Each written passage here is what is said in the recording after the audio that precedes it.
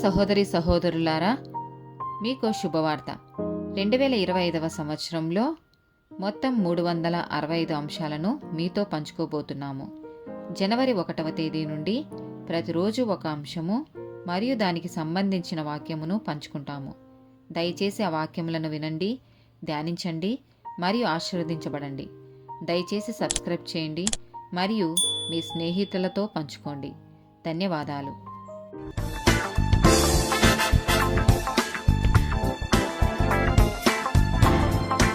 248th day topic పక్షపాతం. ద్వితీయోపదేశకాండము 10వ అధ్యాయము 17వ వచనం. ఏలయనగా నీ దేవుడైన యెహోవా పరమ దేవుడును పరమ ప్రభువునై ఉన్నాడు. ఆయనే మహాదేవుడు, పరాక్రమవంతుడు, భయంకరుడైన దేవుడు. ఆయన నరుల ముఖమును లక్ష్యపెట్టని వాడు, లంచము పుచ్చుకొనని వాడు. లేవియాకాండము 19వ అధ్యాయము 15వ వచనము. అన్యాయపు తీర్పు తీర్చకూడదు, బీదవాడని పక్షపాతము చేయకూడదు, గొప్పవాడని అభిమానము చూపకూడదు.